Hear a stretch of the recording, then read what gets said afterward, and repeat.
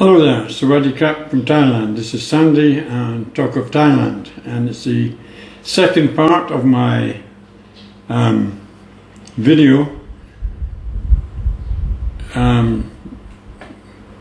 series on the work I done out here and how that work was not only a horrendous time in my life when I thought it would be a fantastic time of my life, how on several occasions it came near to maybe ending my life, where I ended up being on a wanted list for amongst some of a few of Thailand's mafia, and also dying from disease, and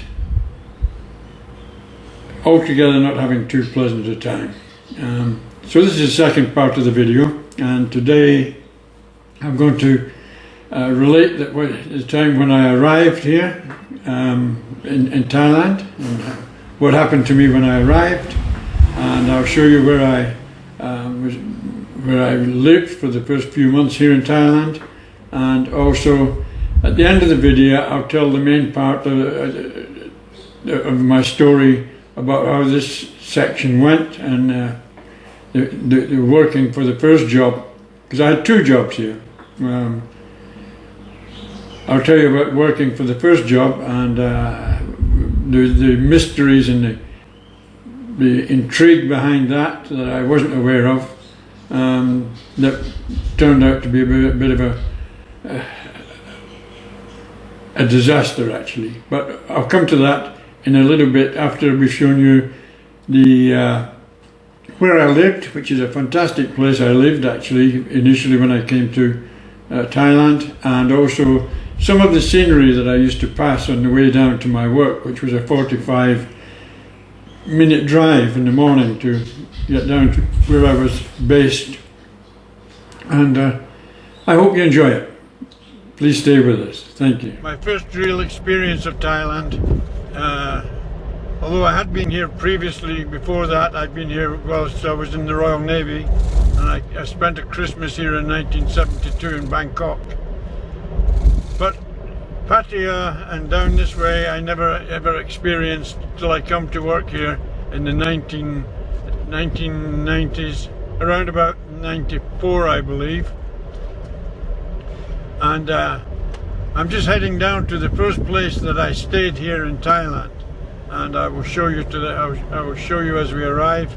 And I spent a spectacular time here, so worth having a look.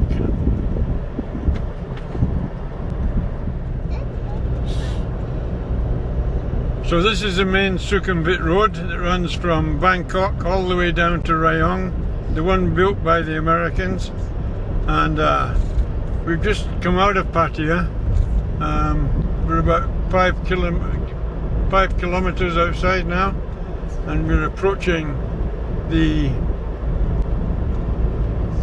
Ambassador's City Hotel.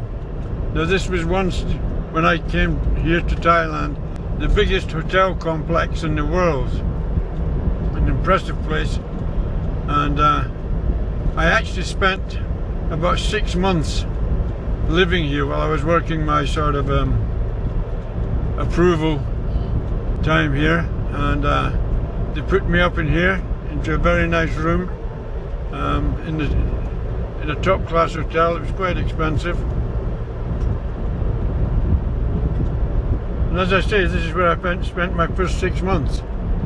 I didn't really get much chance to do anything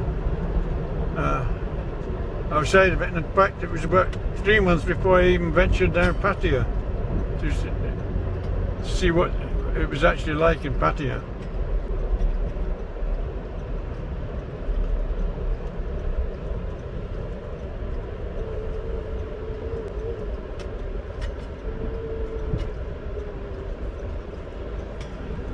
But this is known as the Ambassador City Hotel, Ambassador City Jomtien.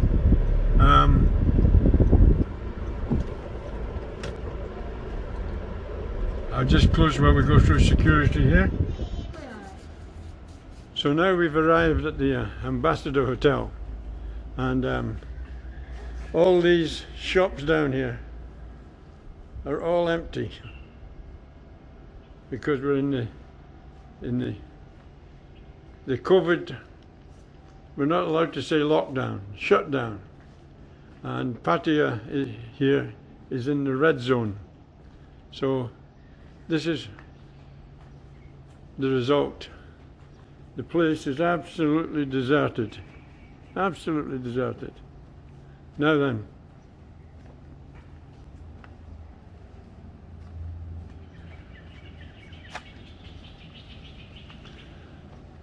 When I actually lived here, I was in this block here, room 1226,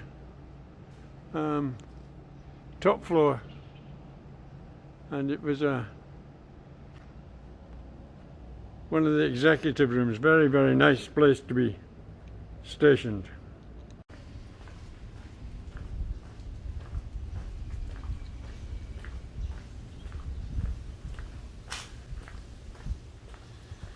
They have everything here. I think they've got about 5 swimming pools. They've got a mini zoo with the various animals here. A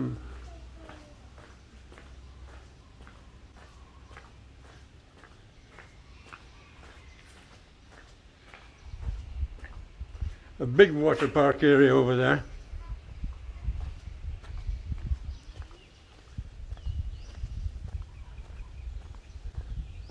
Now this ocean wing here, this was the executive part of the hotel actually. Very, very nice.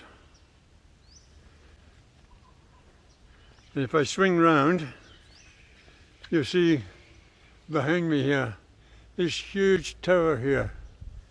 Now this was primarily used for tourists, and it used to be group parties from China or Korea, and they would be put in there, obviously a different rate and a different standard, but they still had access to all the nice facilities. The only way they couldn't go was a swimming pool, which is on the other side of this building here, which was reserved for the executive wing.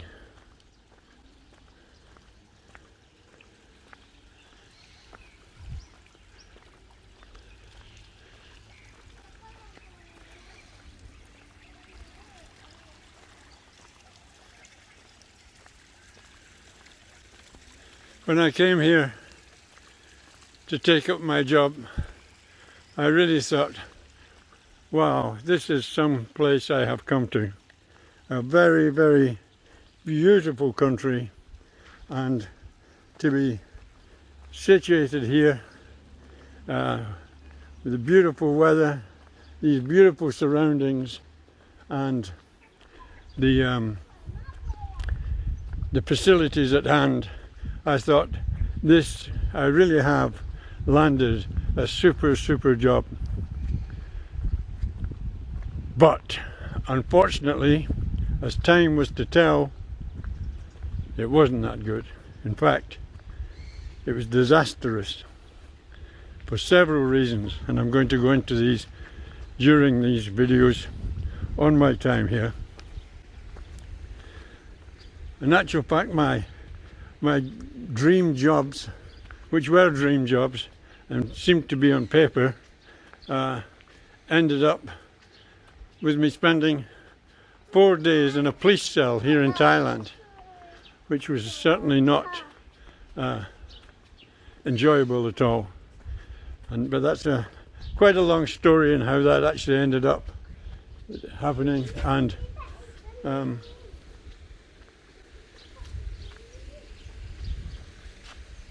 what was the outcome of it.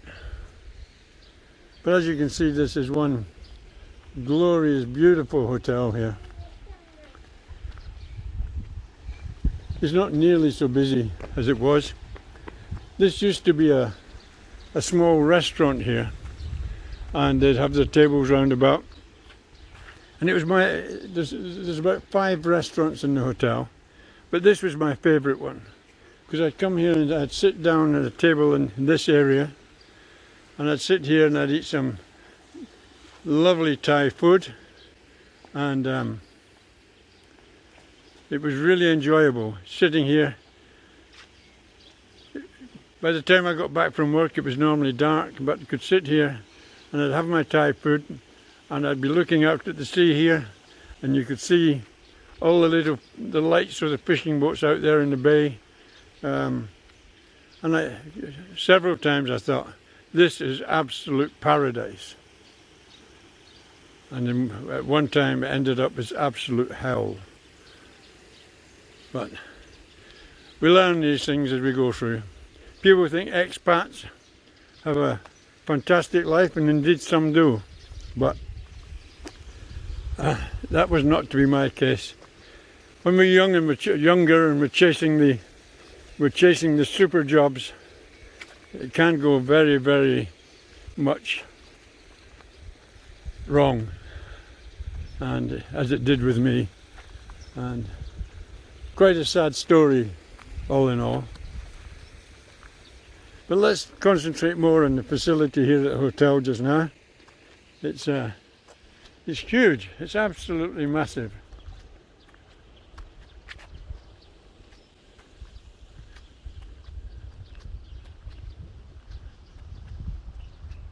Its own beachfront, down to the beach, its own swimming area there in the sea. I hope when Thailand reopens this becomes popular again, because this really is a beautiful family resort here. It's got everything here you could possibly want. It's about 10 minutes in a public taxi costing 10 bahts down to Pattaya. So, and that takes about 10 minutes, 10 to 15 minutes maximum. And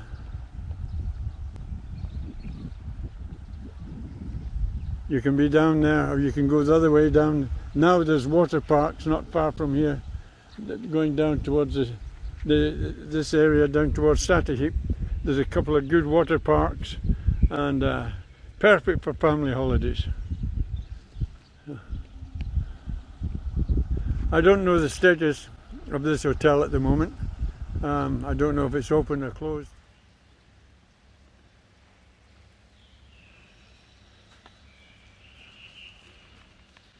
Beautiful colonnades here.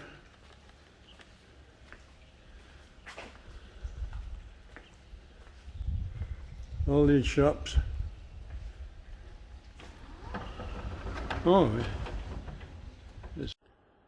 I am now in the hotel, and I'm on the lower floor, and up here we have the main floor, all in darkness. So really, I might be accused of trespassing. So obviously the hotel is closed just now. We'll go back outside and make our way back.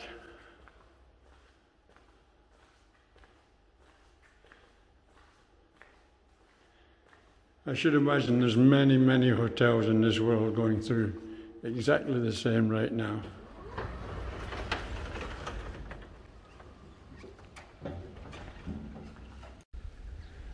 So, when I came here to work, I used to get picked up here at 6:30 each morning, and our start time down in Rayong was 7:30, and although that was the on site, I didn't really have much to do down there, but they insisted that I came down and worked the same hours as the site hours, which seemed a bit ludicrous, but it was the start of a war on me to get me to quit, I think, which didn't happen, but it came close on several occasions.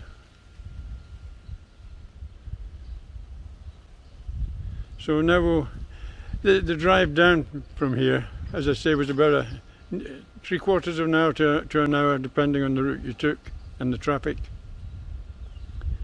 That time of the morning it could be busy with expats, because there was a lot of work going on down in Rayong, and there was quite a few people used to head down there in the morning. there was roads that you daren't use that were shortcuts, but at that time they were quite dangerous to use. You could find a roadblock and get robbed on the way down, or seriously injured, beaten up, or whatever. That did happen to several people. So you had to be careful where you drove your car even.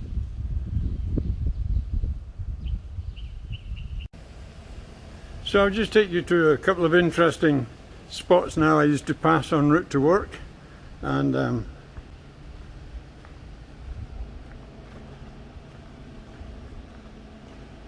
we have a problem here at the moment that Chonburi and Pattaya, which Chonburi is the province and Pattaya is the city here, is all in the Thailand red zone, very high risk for COVID. So moving outside of these areas is now banned. You've got to stay in your own red zones and not travel out of them. So I had hoped to take you all the way down to where I worked today, but that's not possible. So we'll go as far as we can. I'll show you a couple of the interesting highlights I used to pass on way to work, and we'll take it from there. So here we are, back at our dirty, trusty pickup. We'll go from here.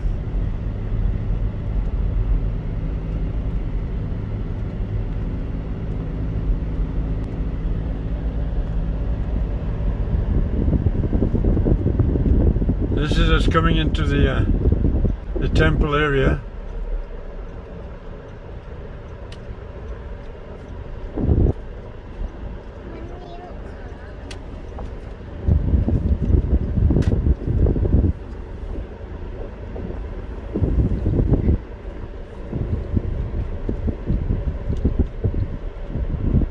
Park up and have a small look round.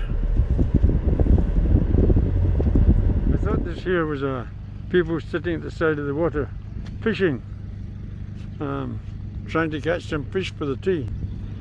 I've just been very well corrected by my wife that this is where people come and they bring the fish here and they set them free, and as they set them free into the water here, they pray that they will have a better life swimming around in this lake here next to the temple. So they're not catching them to eat, they're letting them go. Oh. Now I know.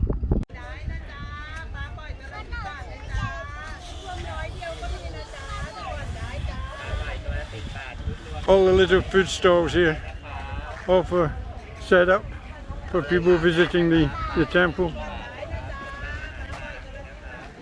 They can buy these gift buckets here and present them to the monks inside the temple, and looks like they get the empty buckets returning here for filling again. So the idea is they make these buckets up full of provisions, and then people visiting the temple buy them, and they go into the temple and they present them to the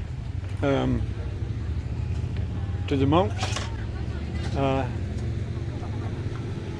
to help support their living here, and then they hope that they'll gain merit in the next life for their generosity in giving these gifts.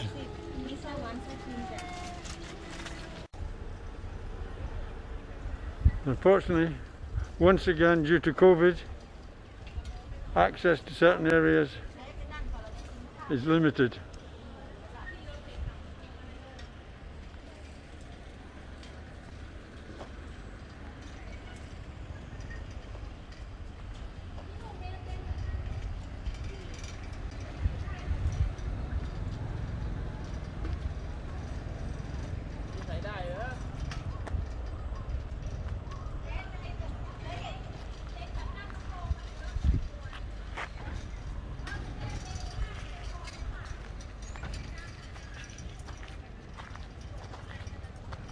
Now, this is the temple here, and that monument I was telling you about that was built for the King's 50th anniversary on the throne is that big mountain there you can see away in the distance here.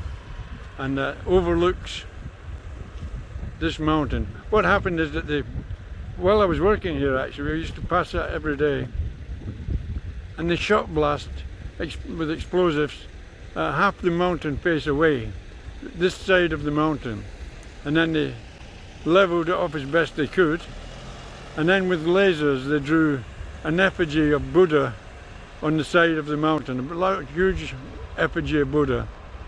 And once that was done, we had all these men hanging on ropes on this mountain, carving out channels for the effigy of the Buddha, which they then lined with real gold.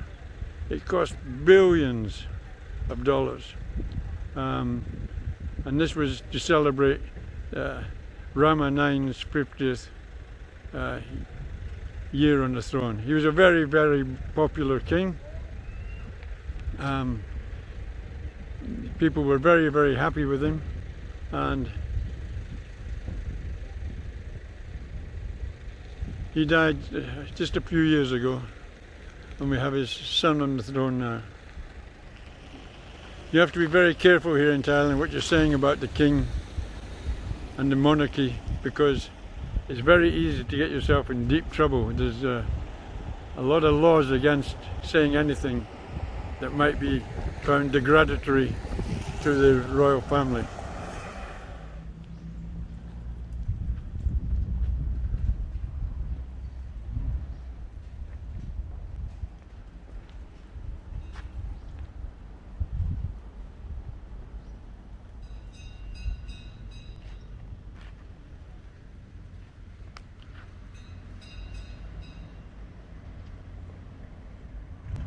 A beautiful Buddhist garden here outside the temple.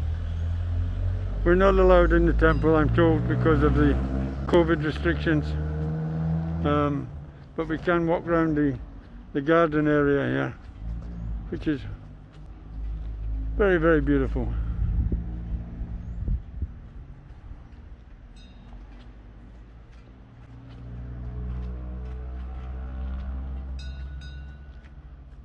All these gorgeous figures outside here. This is where the king and the royal family used to come regularly to go through their Buddhist rituals.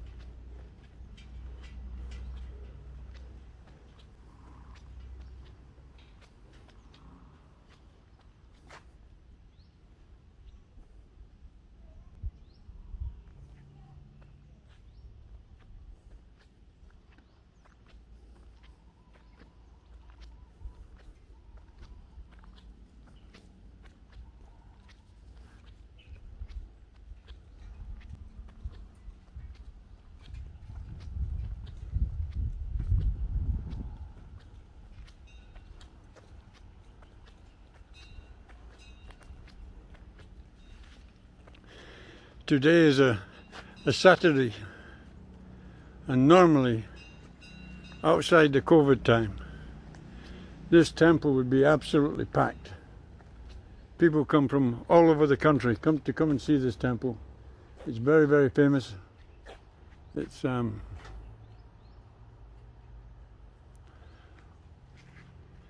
outside of Bangkok, I would say it's probably one of the most famous in Thailand.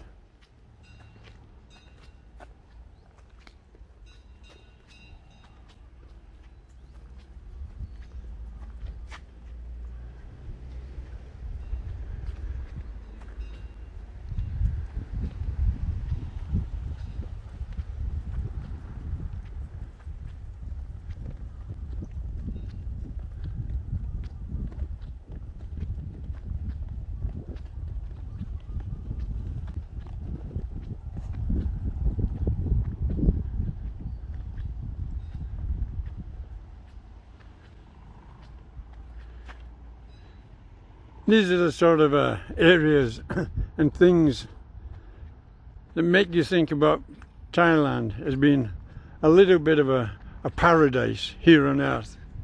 It's the Buddhist way of living is very, very, very laid back. True Buddhists are very nice people. That's why this country is called the Land of Smiles.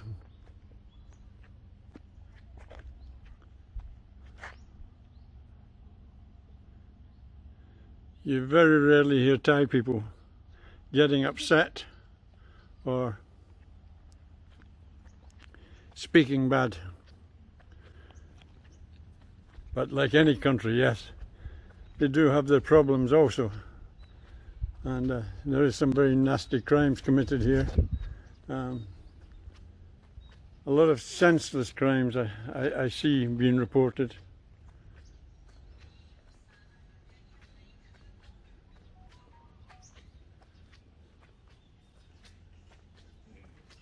But it's very, very beautiful.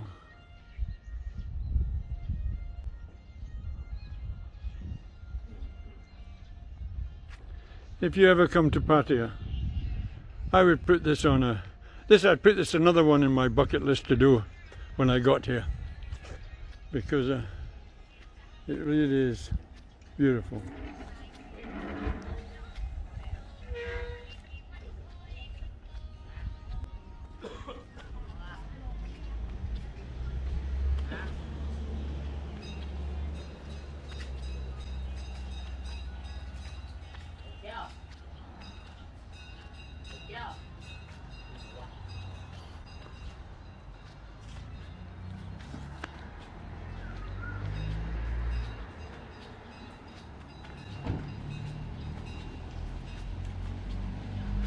Talking crap. Okay. ถึงแล้วค่ะวัดยานสังวรารามวรวิหาร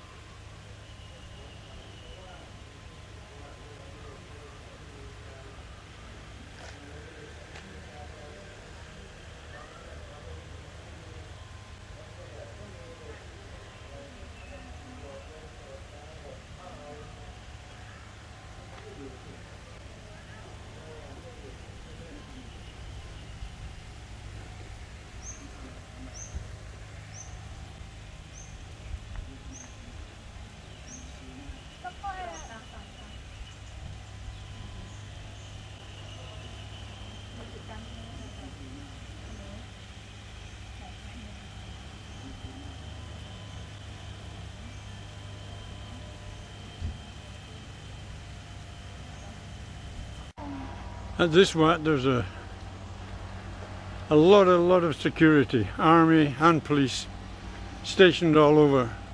So I'm guessing there's a lot of things within these temples and buildings around here that are precious and need protecting.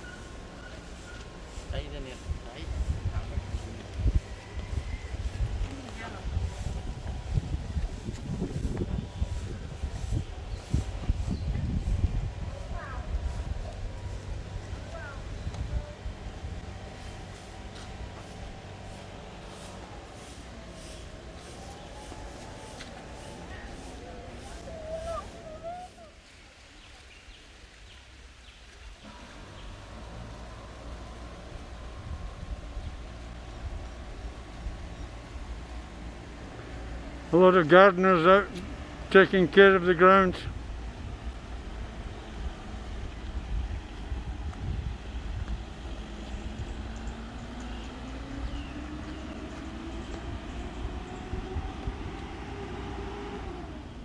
Okay, now we're going to head over to the Kochi mountain, and you can see some of that.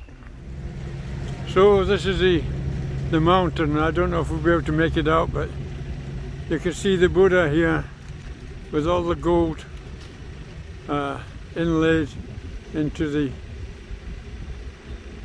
image on the mountain there. It's all real gold. Well protected here. They have army stationed here just to protect us, and you're not allowed anywhere near this.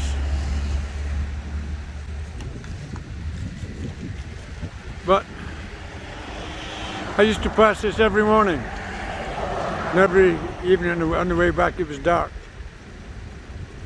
But you would see people hanging off ropes, chiseling away into the mountainside here. Phenomenal. And now one of the most famous landmarks in the Chonburi area. The Buddha is actually looking out over the temple that we've just came from, in honor of King Rama IX. It's of interest that when they were also constructing this in Bangkok, they were building what they planned to be the biggest hotel, the tallest hotel in the world, which is the Bayoki Tower. I heard that it fell short by a few meters, and what they done was that they put a radio mast on the top to get it to where the height it was required. But it was not accepted in the Guinness Book of Records because the mast was not part of the building. However, with the new tower in the new hotel in Dubai, it's old hat anyway, because it would never have lasted very long. So from here in Buddha Mountain, near Buddha Mountain, you can see the food shops here. Food shops here are all closed and deserted. The gateways into the facility here are all shut off once again through this horrible pandemic, the COVID. Very sad. So that's the scenic trip over.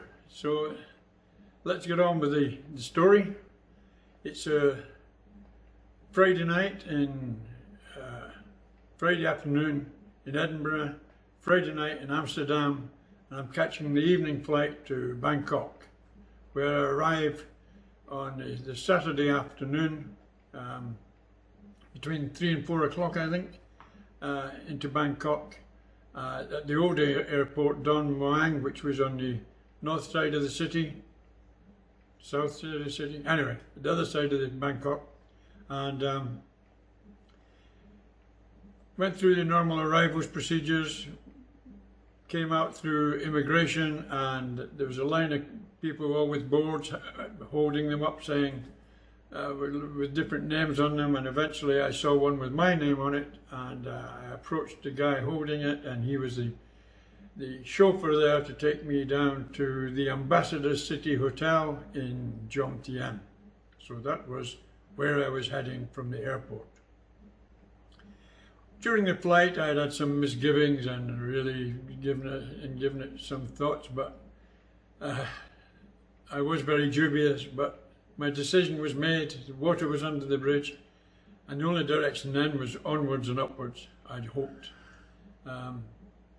It was actually onwards, but not necessarily upwards.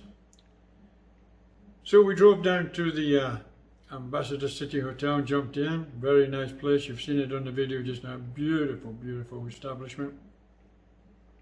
I checked in there, got to my room, unpacked a few things out of my case, had a shower, got changed, and wanted to go get something to eat. So I went down, I got something to eat, and on the way back to the room, I walked through the reception area where there were some tables and magazines. So I sat down at one of the tables there, and I was glancing through a magazine when I noticed this elderly, what I considered getting on to be an elderly couple, walk into the hotel, and they went to the reception desk, and I had them speak to the reception. I thought I heard the company name mentioned that I was joining, and I was watching these people very closely, and I saw the chap glance across at me actually, and then they walked off and disappeared down the stairs. Now then, I didn't really give that much more thought then, but I did have, I had a strange feeling inside me that this might be, I might just have seen my future boss, because he looked about the right age from what I'd heard. He had a broad Yorkshire accent, which was in line with what I'd heard, and I had a feeling, I wonder if this is a guy that I'm going to be working for. But there again, I thought probably not, because he had looked at me, and if he was going to be my future boss, I would have suspected that he would have come across and asked me if I was who he thought I was, and introduced himself, etc. But he didn't. He disappeared off down the stairs. Well, nothing else happened that night. I went to bed. I was well jet lagged. I slept well. I was awake very early in the morning. I went for an early breakfast, had a walk around the hotel grounds, went back, had a nap and finished unpacking. In the afternoon I went down and had a swim Sunday afternoon. Now I had been told by the chauffeur that brought me to the hotel that I would be picked up at 6:30 on the Monday morning. Okay, good. So I'd be ready for that anyway, but I did think, well, 6:30, that's a bit early, but if that's what it is, that's what it is. So after my swim on the Sunday, once again I had something to eat, and then I thought, right, I'm going to go down to one of the bars. There were several bars in the establishment, but there was one on the lower ground floor. I thought I'll go down there and have a beer, or maybe two, before I go to bed. And that's where I headed. Well, when I went down, I went into the bar area. I noticed that there's two chaps sitting at a table pretty close to the bar, and they both looked in my direction as I walked in. Didn't give it any more thought. I ordered a beer and I went and sat down at a table with my beer, and noticed one of these guys approaching me, and he said to me, hey, he said, are you Sandy? I said, yes, I'm Sandy. He said, oh, come and join us. We're just joining the same company as you. Oh, really? Wow, that's good. So I picked up my drink and I went and joined them. Now apparently these two guys had actually flown in the day before me. So they'd arrived on the Friday evening. I think it was a case of tickets or something. They'd arrived on a Friday evening, and of course I'd arrived on a Saturday evening. And very quickly I established confirmation of the feelings that I'd had the previous night, that couple that had walked in whilst I was in the reception area were indeed the Director of Operations for Southeast Asia for the company that I was joining. And immediately I thought, that's very, very odd, that he saw me there and he didn't introduce himself or ask me or speak to me or anything. He just looked at me, blanked me off, and went downstairs. And it made me feel uncomfortable immediately, I must admit. Anyway, we sat and had a couple of drinks with these guys. One of them was a management accountant, not really a full accountant, but he looked after management accounts and was well experienced in doing management accounts. And he had been sent over by head office to do the accounting for the company. And the other guy was a mechanical engineer, former Army Royal Engineers who was there to help with the maintenance of the cranes. Oh, very good. I was later to find out that the three of us had been put on to the Director of Operations without choice. And when he had heard that one, there was a management accountant arriving, and two, there was a sales engineer arriving, which was the original plan, just the two of us, he had complained and tried to stop it happening, saying that he didn't need either of us. They were perfectly capable of handling the operations as they were. But in line with the main office's ambitions to get informed information back from Thailand, they were insisting that this happen, and they explained it away that it would take a load off the weight. It would take a weight off his shoulders if you had both the accountant and myself in situations, so he could concentrate on the operations of the cranes. Makes sense, but not to him. And what he had counter proposed was, he said he didn't need a sales engineer, but what he did need was a maintenance engineer to help look after the cranes. So they said, okay, but you're still having a sales engineer and you're still having a management accountant, but we'll give you a maintenance engineer as well. Consequently, three of us turned up on the same weekend. I later heard that when he heard that we were coming, it was a problem for him, and he expressed that he expressed several things. He told some of his colleagues there that he would dispel with me very, very quickly.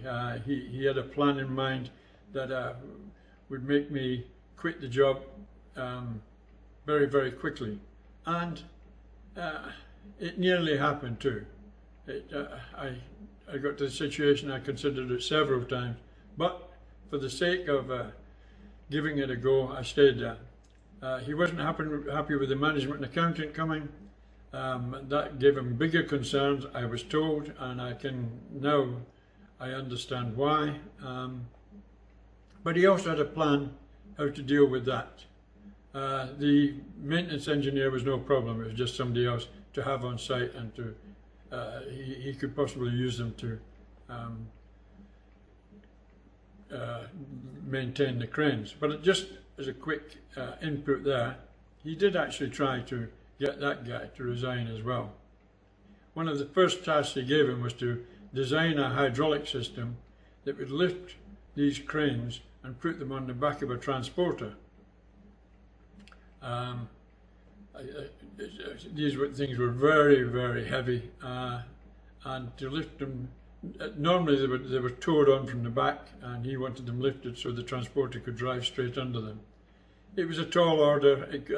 I suppose it could have been done, but the guy never got round to doing it anyway. Several weeks into his employment, he had went alcoholic there, and they summarily dismissed him,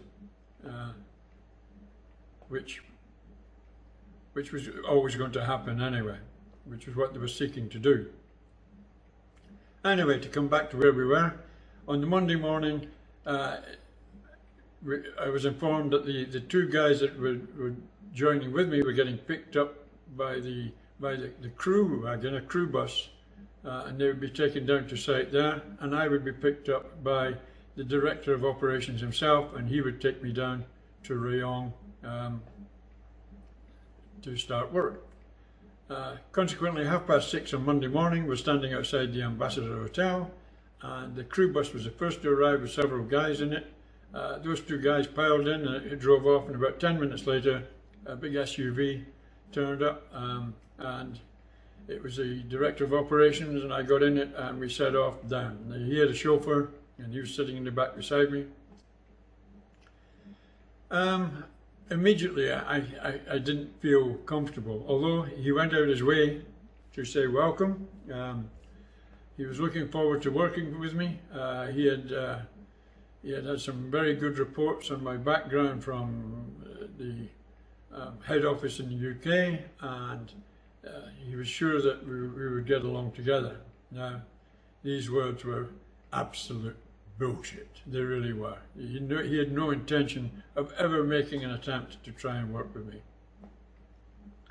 Anyway, that morning we headed off down to the crane rayon, where their administration setup was, and he took me in there and into their small offices there, and he introduced me to various people, and then he picked up an old laptop from there and one or two other things, and then we got back in the SUV and we headed onto the actual building site where the cranes were working, building a lot of refinery equipment. And from there he installed me in a small porter cabin, a normal porter cabin, which had been made into an office. He gave me this laptop that he had picked up, all dusty and obviously been lying for a while. And he gave me he went and raked out a filing cabinet there, a pile of folders that he asked me, he said, okay, work your way through them, it will give you an idea of what we're doing, etc. And then he immediately disappeared off onto site, never to be seen again till lunchtime. And that was another story. So when he disappeared out, I had a look at the laptop and I had a brief look through the files, and I suddenly felt pretty useless, because there I was sitting on a building site miles from anywhere, no communication, no real idea of what I'm supposed to be doing, and feeling pretty desolate actually. And the black cloud started to come over me then. Anyway, at lunchtime he came back, he said hello, he took off his overalls, went out, got in a pickup and went to lunch. Nothing about what are you doing for lunch to me, just left me sitting there. No transport, nothing. And I was pretty pissed off actually, I really was. So at 6 o'clock we headed back to the hotel, and he dropped me off and he told me he'd pick me up at the same time the next morning. I showered, I went down, had something to eat, I went in the bar, the two guys were there, we exchanged comments on what had happened that day. I don't think any of us were feeling particularly happy actually, the way they'd been treated. The accountant had been taken to the administration office and given some accounting documents to work his way through without any assistance. And then, of course, I'd been dropped in this porter cabin and the maintenance engineer had been taken on site. Well, this happened for about another 3 days, I think, and I was sitting there doing nothing. And after the third day, we're driving back to the hotel in the evening, and I said to him, look, I said, there's something not right here. I said, he asked me how I was getting on. I said, actually, I'm not getting on. I said, this is not panning out the way I thought it was going to pan out. And I'm not feeling too happy, actually. I said, I don't want to talk now. I said, I'm tired, and I've had a long day sitting doing F all in that porter cabin there. And I want to have a chat with you seriously tomorrow about what the way forward is. Okay, he said, very nonchalantly, and that was it. But the next day, I took him to task on it. I said, look, what am I supposed to be doing? He said, and he retorted, you're supposed to be looking for business. I said, yes, how? I said, I've got no communications. I said, I've got no transport. I says, you go up at lunch. I says, all by your effing self. I says, I get left here. Everybody else gets taken to lunch. The crew buses take people down to town. I said, what the hell am I supposed to be doing? He said, oh, sorry. He said he hadn't thought about that. Lying, whatever he was. Anyway, it started to change. That day, I went down to lunch, and in the evening, on the way back, he gave me a walkie-talkie. Not a telephone, a walkie-talkie. That was one of the site walkie-talkies where they corresponded with each other. And he said, okay, you've now got communication, you can talk to us on site.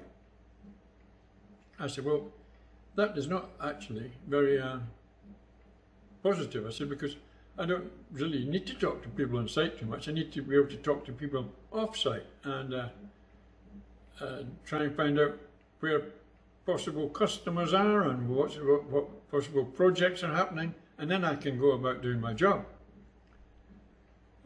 He wasn't happy about that, but it took about another 3 days, and eventually I got a telephone, an old telephone, one he disposed of. In fact, it had been his girlfriend's telephone. He had brought a girlfriend out from Hull, and when he thought he had to get me a telephone, he bought her a new one and I got her old one. Well, it's better than nothing. Now, my terms and conditions stated that I reported directly to him, and my working week was 6 days a week, and that was contrary to, some of that was contrary to what I'd been told in UK before I left. I'd been told by the sales director for the main office that I'd be reporting to him. But I did notice in my contract of employment that it did say I was to report to the head of operations in Thailand, and that way he had total control over me. The next thing that pissed me off was that the management accountant was presented with a nice big Volvo car for his transportation, so he could go back and forward when he required and do his own thing. And me, the sales engineer, supposed to be going out and meet people. I said, what if I want to go to Bangkok and meet where all the main offices are and make my way around the offices? I was told, well, just tell the chauffeur and he'll take me down to the bus station in Pattaya and I can get the bus up to Bangkok. Oh, Jesus Christ, this is getting worse by the minute. And it was getting depressing, it really was. They also stated, you know, in the terms of contract that I would work 3 months on and then I would get 2 weeks off with a free air ticket to the UK, return to the UK. If I didn't want to go back to the UK, if I wanted to bring my wife out there, then she could have the ticket and she could come out and she could have 2 weeks and she could spend my time off with me in Thailand. Well, I was really depressed, and as soon as I could, the very first break actually, I brought my wife and 2 daughters out to Thailand, and I needed their company very badly actually. I was getting depressed and not feeling too good. And then another disaster happened then, was because my daughters came out and they immediately, they made friends with the hotel staff, and there was a lot of young girls worked in the hotel, and my daughters were still very young, but they started going out all night clubbing with the hotel staff. When the hotel staff finished, they'd take my daughters out to the discos and things around about, and I wasn't too happy about that. So that holiday fortnight degenerated quite badly, and I think they were very glad to go back to the airport and leave me again in Thailand. And when they left, I think my world was collapsing rapidly. And he tried to make life as difficult as possible for me. And I did contemplate on several occasions saying I'm going to resign, but I wasn't going to let this man beat me. Now this man, I would describe him as, besides being a buffoon, with little intellect, no social or managerial skills, he was a dictator, and everybody within the working group, including the Thais that worked there, everybody hated him with a passion. He had 1 or 2 people that did get along with him, but they were his in-club. He worked on the management accountant in that he was the first one to get his own transport, a beautiful big Volvo car. He used to take him down to Bangkok, wining and dining, and go to some, what they called the British club down there, which was a gentleman's club where all sorts of things went on within this club, and it was all paid for on the company credit card account, and you can imagine what sort of things they were doing, all expenses paid down in this club. And the management accountant guy used to be quite open about it. He said it was fantastic. It was also significant that the boss of the crane also used to join them down there, and they used to have secret meetings down there.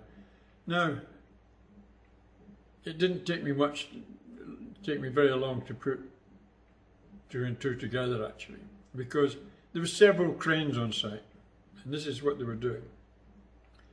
Now, the majority of cranes were big, heavy cranes that took a bit of setting up, and once they were set up on site, they worked, and it was a big job building them up and deconstructing them at the end. So they were not easily movable from site to site. But we did have one big mobile crane, 300 tons, which was a very big crane for Thailand. Now, that used to keep disappearing off to different parts of Thailand and doing jobs. Now, as a salesman, I should have been informed where this was going. I should have been able to see the contract, blah, blah, blah. But all of this was getting done at the British club in Bangkok, or secret meetings in Pattaya, and I was getting kept out of it, well out of it. I was not when I asked about what that contract was, I was told not to worry about it, they had it in hand, blah, blah, blah. And I knew that I was getting kept well to the back. I'm going to tell you one more aspect about what went on there that was important at that time. After my wife went back, previously the UK operation in Southeast Asia had an office in Singapore, just off Orchard Street in Singapore, a very famous area, and they still maintained a flat there, which the head of operations and his girlfriend used to visit and stay in regularly. Now, I found a list of previous customers and people that we had associations with in Singapore and Indonesia and etc. And when I asked about all the papers that were associated with these accounts and etc., I was told they were all in Singapore. Okay, I said, well, I think I need to go down and visit these people. I'll arrange a flight down there and spend a few days down there. Now, he couldn't really argue with me because I had every right to ask for that. But he wasn't happy, and he said, okay.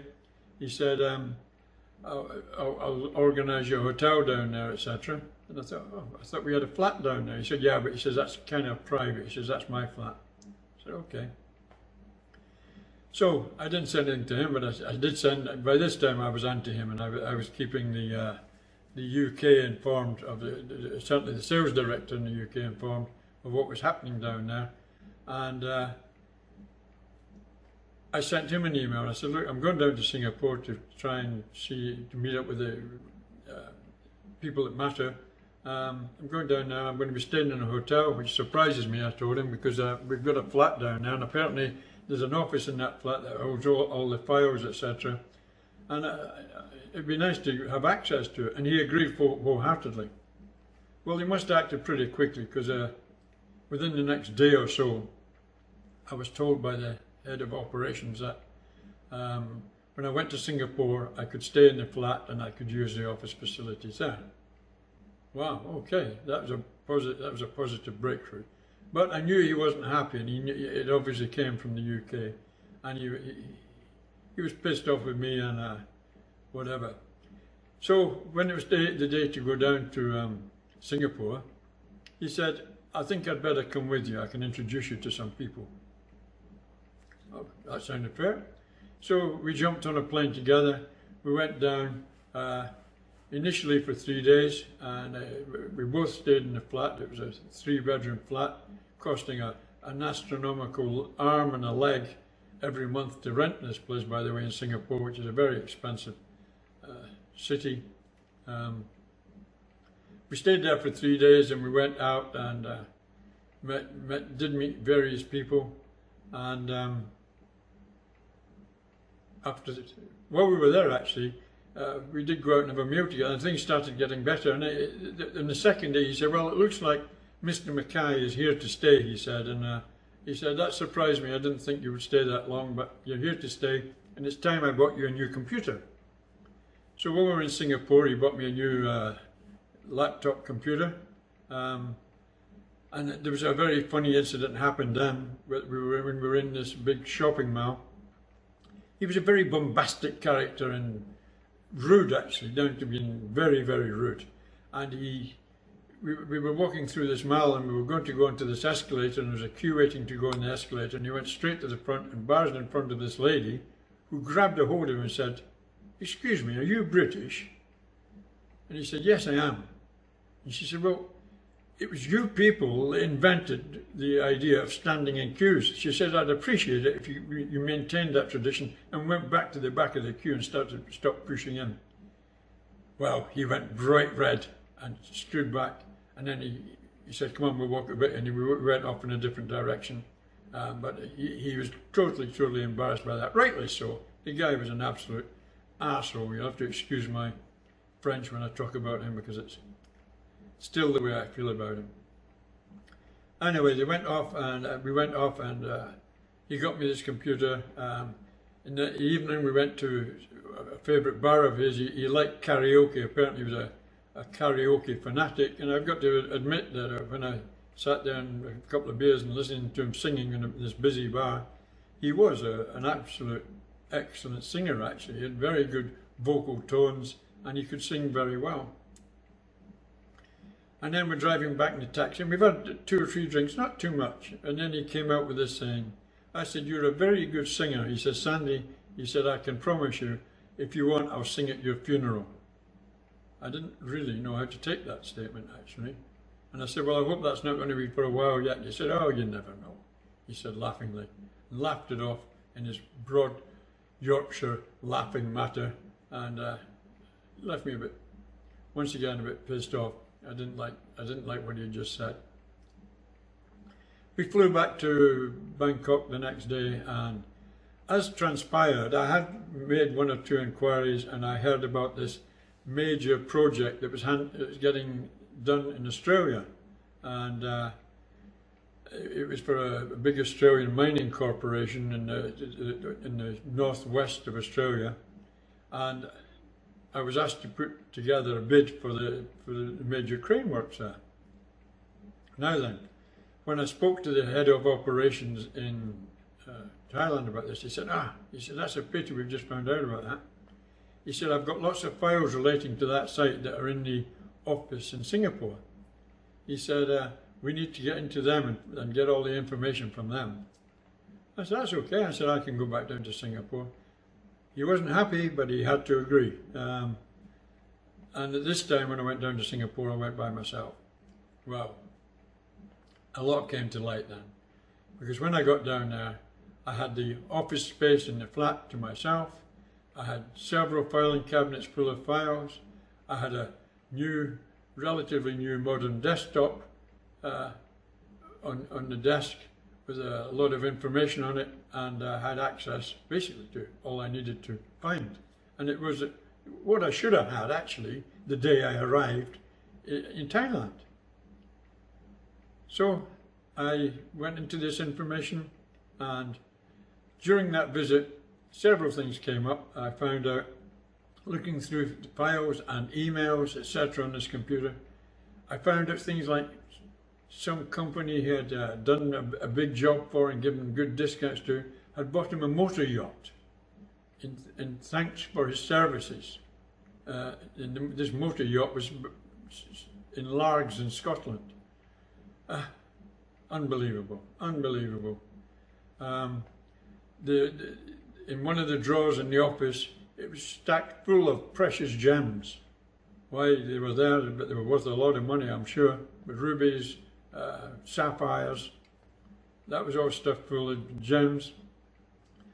The emails on the computer showed me that there was a lot of corruption going on, but I didn't even really know where to start, and I was down there to do this job for this site down in Brown Hills in Western Australia, and I decided that I'd use the time to get on with that. And I was there about 2 days when I got a phone call from him. He said, listen, he said, just get them files and come back to Thailand. We can work on them together here. He didn't want me to stay in Singapore, but it was too late by then because I'd gleaned a lot of information. So anyway, I headed back up to Thailand. We put together that bid. I went down to Australia, Western Australia, and we done some negotiating down there about the contracts, and then we were told we'd be informed in due course. I flew back to Thailand while I was waiting. We didn't get the contract, it went to one of our competitors. And that is where I'm going to leave this video just now, because I've rattled on long enough. You're probably bored to tears, but you can see the way it's going. I was fully depressed, and things were not going too well. Well, very soon after that, it was going to get a lot worse. And my next big project was the one that was going to finalize what was going to happen to me. And it came as a bit of a shock when it did happen, but I'll save that for the next video. And I hope you look forward to that. And if you've enjoyed this one, please subscribe if you haven't already. Please like the video, make any comments you have, ask any questions you have. Thank you very much for watching, and please, please, please stay safe. Thank you.